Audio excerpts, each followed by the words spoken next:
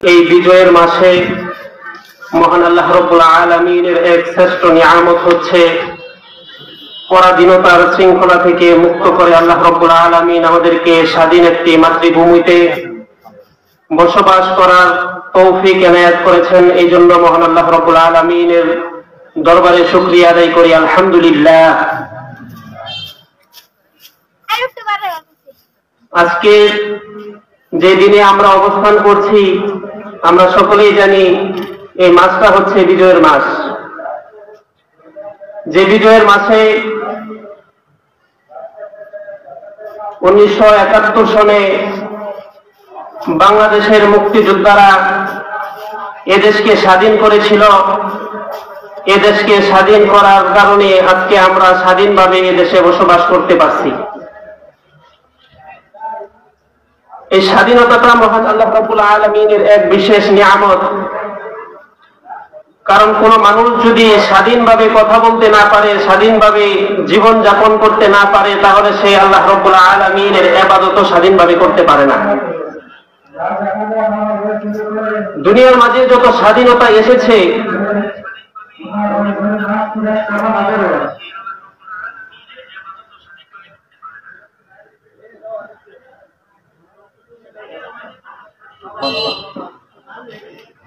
দুনিয়ার মাঝে যত স্বাধীনতা এসেছে, যত বিজয় এসেছে, যত বিজয় মানুষ উদযাপন করে, এই বিজয়ের রূপরেখা মহান আল্লাহ রাব্বুল আলামিন পবিত্র কোরআনুল কারিমে দুটি বিজয়ের রূপরেখা বর্ণনা করেছেন। যখন কোন জাতি, কোন কওম বিজয় হয়, কোন রাষ্ট্রের মাঝে তারা বিজিত হয়, এই বিজিত হওয়ার দুটি রূপরেখা আল্লাহ রাব্বুল আলামিন পবিত্র কোরআনুল কারিমে বর্ণনা করেছেন। বিজয়ের একটি ধরন হলো সাম্রাজ্যবাদী বিজয়, স্বৈরাচারী বিজয়। বিজয় অর্জন করার পর তারা মানুষের উপর জুলুম করে, নির্যাতন করে, জুলুম করে বিজয়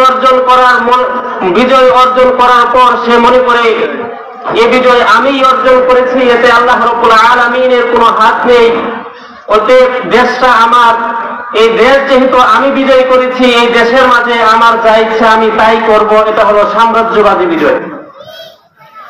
আরেকটা বিজয়ের রূপরেখা হলো আদর্শিক বিজয়। যে আদর্শিক বিজয় হলো নবী করিম সাল্লাল্লাহু আলাইহি ওয়াসাল্লাম মক্কা বিজয় করার যে আদর্শিক বিজয় উম্মতকে শিক্ষা দিয়েছেন, এটাও আল্লাহ রাব্বুল আলামিন পবিত্র কোরআনুল কারিমে বর্ণনা করেছেন।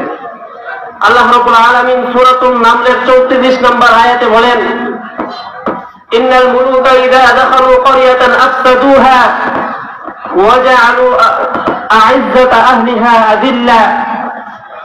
যখন কোন সাম্রাজ্যবাদী বিজয়, যখন যারা রয়েছে সাম্রাজ্যবাদী, যারা স্বৈরাচার রয়েছে, তারা যখন কোন দেশের উপর তারা বিজয় হয়, সেখানে তারা বিশৃঙ্খলা শুরু করে দেয়, সেখানে ফিতনা ফাসাদ, মানুষকে হত্যা করা শুরু করে দেয়। এটা হচ্ছে সাম্রাজ্যবাদী বিজয়। আল্লাহ তাআলা সূরা নামলের 34 নম্বর আয়াতে আল্লাহ তাআলা এটাই বলেছেন, ইন্নাল মুলুকা ইযা দাখালু ক্বরিয়াতান আফসাদুহা ওয়া জাআলু আ'ইজ্জাতা আহলিহা আযিল্লা। এবং কি করে বিজয় হওয়ার পর তারা সেখানে সম্মানিত লোকদেরকে তারা অসম্মানী করে। যারা নেতা থাকে, সম্মানিত লোক থাকে, সেই সম্মানিত সেই লিডারগুলোকে ধরে ধরে তারা অসম্মানী করে। যখন সাম্রাজ্যবাদী ক্ষমতায় আসে, নিজের ক্ষমতার দাপটে যখন তারা ক্ষমতায় আসে, ক্ষমতায় আসার পর তাদের যে প্রতিদ্বন্দ্বী থাকে, সেই প্রতিদ্বন্দ্বীর নেতাকে ধরে হয়তো জেলে ভরে, হয়তো নির্যাতন করে, হয়তো অযথা কোনো মামলা ফাসাদ দিয়ে মামলা মোকদ্দমা করে তাকে অযথা জেল, জুলুম, আয়নাঘর পর্যন্ত রাখা হয়, যেখানে মানুষ জানে না কি জন্য তাকে সেখানে আটকিয়ে রাখা হয়েছে। আল্লাহ রাব্বুল আলামিন বলেন এটা হচ্ছে সাম্রাজ্যবাদী বিজয়। আরেকটা বিজয় হচ্ছে আদর্শিক বিজয়। সে আদর্শিক বিজয়ের রূপরেখাটাও আল্লাহ রাব্বুল আলামিন সূরাতুল হজ্জের 41 নম্বর আয়াতে বলেন, আল্লাযীনা ইম্মাক্কান্নাহুম ফিল আরদি আকামুস সালাতা ওয়া আতাউয যাকাতা ওয়া আমারু বিল মা'রুফি ওয়া নাহাউ আনিল মুনকার। আল্লাহ রাব্বুল আলামিন বলেন আদর্শিক বিজয় হচ্ছে যখন আমি তাদেরকে রাজত্ব দেই, যখন তাদেরকে আমি দুনিয়ার কোন দেশের, কোন মানুষের, কোন কওমের উপর তাদেরকে আমি রাজত্ব দেই, দুনিয়ার রাজত্ব দেওয়ার পর তারা সেখানে প্রথমেই আকামুস সালাত, সেখানে তারা সালাত কায়েম করে, নামাজ কায়েম করে। আদর্শিক বিজয় হচ্ছে মানুষের, আদর্শিক নেতা হচ্ছে, আদর্শ কোন নেতা যখন কোন মানুষ, কোন কওমের, কোন জায়গার, কোন দেশের যখন সে বিজয় লাভ করে, সেখানে তার 1 নম্বর কর্মসূচি থাকে সেখানে সে কিভাবে সালাত কায়েম করবে। তার 2 নম্বর কর্মসূচি থাকে মানুষদের কাছ থেকে যাকাতের টাকাটা নিয়ে গরিবদের মাঝে সে যাকাতের টাকাটা দিবে। এটা হচ্ছে বিজয় অর্জন করার পর আদর্শিক 2 নম্বর পদ্ধতি। আদর্শিক বিজয়ের 3 নম্বর পদ্ধতি হচ্ছে আমর বিল মা'রুফ নাহি আনিল মুনকার। আল্লাহ রাব্বুল আলামিন এই আয়াতের মাঝে বলেন, আদর্শিক বিজয় অর্জন করার পর মানুষ 4টি কাজ করবে। 1 নম্বর হচ্ছে সালাত কায়েম করবে, 2 নম্বর হচ্ছে তারা যাকাত নিবে দরিদ্রের কাছ থেকে, গরিবদের মাঝে সেটা পৌঁছিয়ে দিবে। 3 নম্বর কাজ হচ্ছে আমর বিল মা'রুফ করবে, সৎ কাজের আদেশ করবে। সে নিজেও ভালো কাজ করবে, সে কোনো অন্যায় করবে না, সে কোনো মানুষের উপর জুলুম করবে না, ব্যভিচার করবে না। সে যখন কোন রাষ্ট্রের মাঝে বিজয় হবে, বিজয় হওয়ার পর সে এলাকার মাঝে যত সিন্ডিকেট রয়েছে সিন্ডিকেট গুলো ভেঙে দেয়। সেখানে যেন যত চোরা কারবারি রয়েছে চোরা কারবারি নিজেও করে না, চোরা কারবারি বন্ধ করে দেয়। সেখানের মানুষের জানমাল, ইজ্জত, আবরু হেফাজত করে। এটা হচ্ছে আমর বিল মা'রুফ। 2 নম্বর হচ্ছে নাহি আনিল মুনকার। অর্থাৎ আদর্শিক বিজয় হচ্ছে যেখানে বিজয় লাভ করার পর সেখানে জুলুম করা হবে না, নির্যাতন করা হবে না, অন্যায় করা হবে না, মানুষকে অন্যায়ভাবে জেলে ঢোকানো হবে না। এটা হচ্ছে আদর্শিক বিজয়। আমরা জানতে পারলাম মানুষ দুনিয়াতে যখন বিজয় অর্জন করে, বিজয়ের 2টি ধাপ। একটি হচ্ছে সাম্রাজ্যবাদী বিজয়, 2 নম্বর হচ্ছে আদর্শিক বিজয়। সাম্রাজ্যবাদী বিজয় আমরা জানি, যখনই পৃথিবীর ইতিহাস ঘাটলে দেখা যায় তাতারিরা যখন কোন দেশ দখল করেছে, হালাকু খান যখন কোন দেশ স্বাধীন করেছে, বিজয় করেছে, সেখানে কি পরিমাণ তারা মানুষের উপর জুলুম করেছে, নির্যাতন করেছে, এটা ইতিহাসের পাতায় সাক্ষী হয়ে রয়েছে। কিন্তু আদর্শিক বিজয় হচ্ছে মহান আল্লাহ রাব্বুল আলামিন প্রিয় হাবিব মুহাম্মদুর রাসূলুল্লাহ সাল্লাল্লাহু আলাইহি ওয়াসাল্লামের মাধ্যমে যে মক্কা বিজয় দিয়েছিলেন, মক্কা বিজয় করেছিলেন প্রিয় হাবিব, সেটা হচ্ছে আদর্শিক বিজয়। আদর্শিক বিজয়ের রূপরেখা কি? রাসূল সাল্লাল্লাহু আলাইহি ওয়াসাল্লামকে যখন মক্কা থেকে বের করে দেওয়া হলো, তার জানের দুশমনরা ঈমানের কথা বলার কারণে, আল্লাহর কথা বলার কারণে, আল্লাহ তাআলার একত্ববাদের কথা বলার কারণে রাসূল সাল্লাল্লাহু আলাইহি ওয়াসাল্লামের আত্মীয় স্বজন যারা ছিল তারাও যখন রাসূলের জানের দুশমন হয়ে গেল, তারা রাসূলকে মক্কা থেকে বের করে দিল। রাসূল সাল্লাল্লাহু আলাইহি ওয়াসাল্লাম মদিনায় চলে গেলেন। মদিনায় যাওয়ার সময় বারবার তিনি মক্কার দিকে তাকিয়েছিলেন, মক্কার দিকে তিনি জোর জোর করে কাঁদতেছিলেন যে হায় আমার প্রিয় মাতৃভূমি, এই দুনিয়ার মাঝে সব থেকে শ্রেষ্ঠ ভূমি হচ্ছে তুমি, এই দুনিয়ার মাঝে সব থেকে প্রিয় শহর তুমি হচ্ছে আমার কাছে, কিন্তু তোমার কওম আজকে আমাকে তোমার কাছ থেকে বের করে দিচ্ছে।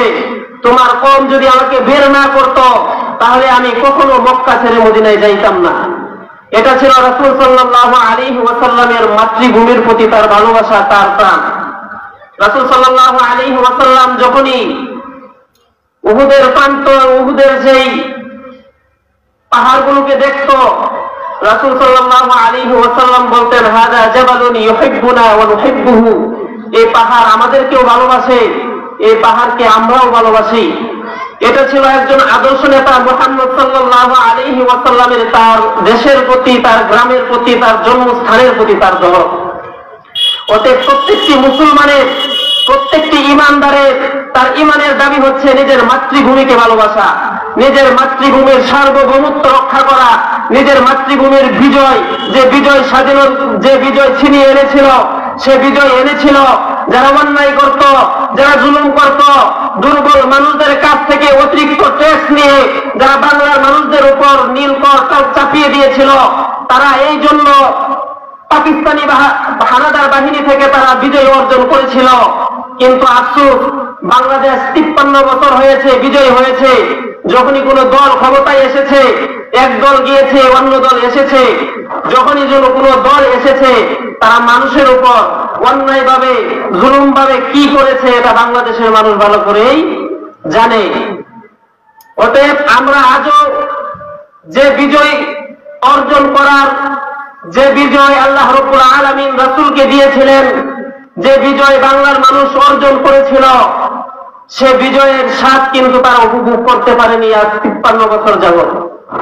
কিন্তু আল্লাহ রাব্বুল আলামিন রাসূলকে শিখিয়েছেন, উম্মতের জন্য রাসূলের মক্কা বিজয়ের মাঝে শিক্ষা দিয়েছেন। রাসূল সাল্লাল্লাহু আলাইহি ওয়াসাল্লাম যখন মক্কা বিজয় করতে যাবেন, মক্কা বিজয় করার জন্য রাসূল সাল্লাল্লাহু আলাইহি ওয়াসাল্লাম তিনি পরিকল্পনা করলেন, আর আল্লাহ তাআলার কাছে তিনি দোয়া করলেন, আল্লাহ তাআলা, আমি যে পরিকল্পনা করেছি, আমি যে মক্কা বিজয়ের পরিকল্পনা করেছি, এই মক্কা বিজয়ের এই পরিকল্পনা যেন কাফেররা না জানতে পারে, এই গোপনীয়তা তুমি রক্ষা করো। রাসূল সাল্লাল্লাহু আলাইহি ওয়াসাল্লামের এত দোয়া করার পরেও একজন সাহাবী ছিল হাতিব ইবনে আবি বালতা, তার পরিবার আত্মীয় স্বজন মক্কায় রয়ে গিয়েছিল। সে চিন্তা করলো, মদিনার মাঝে যারা রয়েছে সাহাবায়ে কেরাম রয়েছে, তাদের আত্মীয় স্বজন তো রয়েছে মক্কাতে, হয়তো তারা আশ্রয় নিবে সেখানে, কেউ না কারো কাছে গিয়ে আশ্রয় নিবে, কিন্তু আমার তো কোনো আত্মীয় স্বজন নেই, আমার পরিবার রয়েছে, আমার স্ত্রী সন্তান রয়েছে, তাদেরকে আমি কিভাবে সেখানে নিরাপদে রাখতে পারি? এই জন্য সে একটা চিঠি লিখলো। চিঠি লিখে সারা নামক এক মহিলার মাধ্যমে সেই চিঠিটি মক্কায় পাঠিয়ে দিল। মক্কায় যখন পাঠাচ্ছে, জিবরাইল আমিন আলাইহিস সালাতু ওয়াস সালাম এসে রাসূল সাল্লাল্লাহু আলাইহি ওয়াসাল্লামকে সংবাদ জানিয়ে দিলেন, প্রিয় হাবিব, আপনার এই সংবাদ সারা নামক এক মহিলার মাধ্যমে আপনার অমুক সাহাবী আপনার এই গোপন বিষয়টি কাফেরদের কাছে পৌঁছে দিচ্ছে, অতএব আপনি তাকে নিয়ে আসেন। রাসূল সাল্লাল্লাহু আলাইহি ওয়াসাল্লাম হযরত আলী রাদিয়াল্লাহু তাআলা আনহু সহ আরো কয়েকজন সাহাবীকে সাথে নিয়ে সেই মহিলাকে ধরে সেই মহিলার কাছ থেকে সেই চিঠিটি নিয়ে আসলেন। তখনই আল্লাহ রাব্বুল আলামিন সূরা মুমতাহিনার 1 নম্বর আয়াত নাযিল করে দিলেন, ইয়া আইয়ুহাল্লাযীনা আমানু লা তাত্তাখিযু আদুওয়ি ওয়া আদুওয়াকুম আউলিয়া।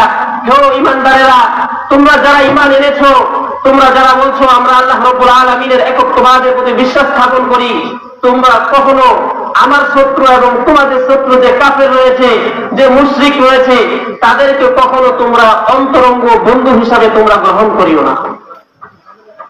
আল্লাহ রাব্বুল আলামিন এই কথাটা জানিয়ে দিলেন, তোমরা কখনো অন্তরঙ্গ বন্ধু হিসাবে কাফের মুশরিকদেরকে গ্রহণ করবে না। ইয়া আইয়ুহাল্লাযীনা আমানু লা তাত্তাখিযু আদুওয়ি ওয়া আদুওয়াকুম আউলিয়া তুলকুনা ইলাইহিম বিল মাওয়াদ্দা। এবং বন্ধুসুলভ তাদের নিকট, তাদের কাছে যে তুমি চিঠি পাঠিয়েছো, এই চিঠি পাঠানোতে কোনো লাভ নেই। তুমি কাফের মুশরিকদেরকে কখনো বন্ধু বানিও না, কেননা কাফের মুশরিক কখনো মুসলমানের ঈমানদারের বন্ধু হতে পারে না। আল্লাহ রাব্বুল আলামিন পরবর্তী আয়াতে 2 নম্বর আয়াতে সূরা মুমতাহিনার 2 নম্বর আয়াতে জানিয়ে দিয়েছেন, ইন ইয়াসকাফুকুম ইয়াকুনু লাকুম আ'দা ওয়া ইয়াবসুতু ইলাইকুম আইদিয়াহুম ওয়া আলসিনাতাহুম বিস-সুই ওয়া ওয়াদ্দু লাউ তাকফুরুন। আল্লাহ রাব্বুল আলামিন বলেন, তোমরা কাফের মুশরিকদেরকে, যারা বেদিন রয়েছে, যারা ঈমান নেই, তারা তোমাদের সাথে আজীবন শত্রুতায় পোষণ করবে। এটা মহান আল্লাহ রাব্বুল আলামিনের কথা। আল্লাহ রাব্বুল আলামিন আগেই জানিয়ে দিয়েছেন, ইন ইয়াসতাফুকুম ইয়াকুনু লাকুম আ'দা। তোমরা তাদেরকে যত কিছুই দাও না কেন, তোমরা তাদেরকে যত সুযোগ সুবিধা দাও না কেন, তোমরা তাদেরকে যত ইলিশ মাছ দাও, যতই কিছু দাও, বাংলাদেশের পানি দাও, ফারাক্কাবাদের পানি দাও, তোমরা আকাশপথ দাও, তোমরা ট্রানজিট ট্রেনের রাস্তা দাও, যত কিছুই দাও, ভারত কিন্তু বাংলাদেশের কখনো বন্ধু হতে পারে না। এটা আল্লাহ রাব্বুল আলামিনই জানিয়ে দিয়েছেন। আমরা দেখেছি যখনই মুসলমানের বিপক্ষে গিয়ে কোনো কাজ করেছে তৃতীয় পক্ষ ইহুদি খ্রিস্টানের মাধ্যমে, আমরা ইতিহাস পড়লে জানতে পারি সেই বিশাল স্পেন, যে স্পেন 700 বছর মুসলমান শাসন করেছিল, সর্বশেষ স্পেনের যখন স্বাধীনতা হারায়, স্পেন তার স্বাধীনতা হারিয়েছিল একজন মুসলিম রাজপুত্রের গাদ্দারির কারণে। মুহাম্মদ নামক এক রাজপুত্র, সে তার বাবা আবুল হাসান ছিল, তার আবুল হাসান তার চাচা তার পরিবারের বিপক্ষে গিয়ে কাফেরদের কাছ থেকে সে সহায়তা পেয়ে তার নিজের দেশের নিজের মাতৃভূমির বিপক্ষে গিয়ে সে যখন বিশ্বাসঘাতকতা করে তার বাবাকে সে হারিয়ে দিয়েছিল, সে মসজিদে অধিষ্ঠিত হয়েছিল। মসজিদে বসার পর সেখান থেকে খ্রিস্টানদের সাহায্য সে মসজিদে বসেছে। তার বাবাকে যখন নামিয়ে দিয়ে সন্তান বসেছে, মুহাম্মদ যখন ক্ষমতায় বসেছিল তখন খ্রিস্টান তাকে চিঠি দিয়েছে, তোমার বাবাকে তুমি নামিয়ে দিয়েছ, অতএব রাষ্ট্রের ক্ষমতা আমাদের কাছে হস্তান্তর করো। আল্লাহ তাআলা তো এটাই বলেছেন, ইনয়াসতাফুকুম ইয়াকুনু লাকুম আ'দা, কাফের মুশরিকরা তোমাদের বন্ধু হতে পারে না। আমরা দেখেছি 1757 যখন ইস্ট ইন্ডিয়া সেই কাফেররা যখন আমাদের এই বাংলা, বিহার, উড়িষ্যার স্বাধীনতা যখন তারা ছিনিয়ে নেয়, সেখানে মির্জাফরের গাদ্দারির কারণে নবাব সিরাজউদ্দৌলা সেখানে সে পতন হয়েছিল। সেই পতন হওয়ার কারণ ছিল মির্জাফরকে তারা আশ্বাস দিয়েছিল তাকে সেখানে রাজা বানাবে, তাকে সরকার বানাবে। কিন্তু যখনই মির্জাফরই বিশ্বাসঘাতকতা করে নবাব সিরাজউদ্দৌলাকে ক্ষমতা থেকে পদত্যাগ করালো, মির্জাফর যখন বিশ্বাসঘাতকতার মাধ্যমে সেখানে সিরাজউদ্দৌলার পতন হলো, সিরাজউদ্দৌলার পতন হওয়ার সাথে সাথে সেখানে ইস্ট ইন্ডিয়া সেই লাল কুত্তা ছিল, তারা যারা মুসলমানদের উপর নির্যাতন করেছে তারা কিন্তু মির্জাফরকে বেশি দিন ক্ষমতায় টিকতে দেয় না। অতএব ইতিহাস আমাদের কাছে স্পষ্ট। আজও যদি বাংলাদেশের সার্বভৌমত্ব রক্ষার জন্য, আমাদের স্বাধীনতা রক্ষার জন্য, আমাদের মাতৃভূমির সীমানা রক্ষার জন্য কোন তৃতীয় পক্ষের মাধ্যমে বাংলাদেশের কোন দল যদি তৃতীয় কোন পক্ষের মাধ্যমে আবারও যদি বাংলাদেশে চলে আসে, বাংলাদেশের ক্ষমতায় যদি বসেও যায়, তাহলে ইতিহাস থেকে আমরা জানতে পারি সেই স্বাধীনতা সে যদি ক্ষমতায় আসেও, ক্ষমতার মাঝে বসেও, তাহলে আমাদের জানতে হবে আমাদের বাংলাদেশের স্বাধীনতাও বেশি দিন টিকে থাকবে না। কারণ আল্লাহ তাআলা জানিয়েছেন সে তার সুযোগের কারণে, তার সুবিধার কারণে তৃতীয় পক্ষকে এখানে বসিয়ে রাখবে। যদি আমরা 71 স্বাধীন হয়েছিলাম, কিন্তু অঘোষিতভাবে ইন্ডিয়ার একটি অঙ্গরাজ্য হিসাবে অঘোষিতভাবে আমরা ছিলাম, যেটা 16 ডিসেম্বরে এই মোদির যে একটা টুইট করেছিল সে তার মাধ্যমে সেটা স্পষ্ট হয়ে গেছে। আল্লাহ তাআলা বলেছেন, ইনয়াসতাফুকুম ইয়াকুনু লাকুম আ'দা ওয়া ইয়াবসুতু ইলাইকুম আইদিয়াহুম ওয়া আলসিনাতাহুম বিস-সুই ওয়া ওয়াদ্দু লাউ তাকফুরুন। কাফেররা তোমাদের কখনো বন্ধু হতে পারে না। তারা সুযোগ পেলেই তোমাদের উপর হামলা করবে, তারা সুযোগ পেলেই তোমাদের রাষ্ট্র দখল করতে চাইবে। আমরা ফিলিস্তিনের দিকে দেখি, আমরা সিরিয়ার দিকে দেখি, সেখানে তারা যখনই সুযোগ পায়, আমার পাশের দেশ যে ইন্ডিয়া রয়েছে তাদের মনোবাসনা আমরা দেখি, যখনই তারা সুযোগ পায় বাংলাদেশের, আমার স্বাধীন বাংলাদেশ বা স্বাধীন বাংলাদেশের সার্বভৌমত্বকে তারা গ্রাস করতে চায়। এবং ওয়ালসিনাতাহুম বিস-সু, কাফের মুশরিকদের আরেকটি চরিত্র হচ্ছে তারা মুসলমানদেরকে কষ্ট দিবে কথার মাধ্যমে, জবানের মাধ্যমে।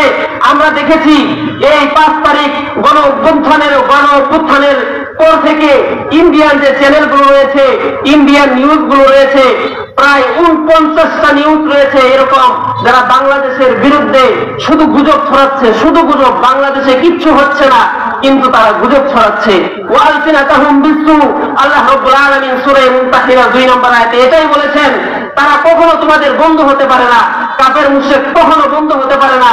তারা তোমাদের দেশ নিয়ে যেতে চাইবে, তারা তোমাদের স্বাধীন দেশ গ্রাস করতে চাইবে, তারা তোমাদের স্বাধীন রাষ্ট্রে তোমাদের বিজয় ছিনিয়ে নিতে চাইবে।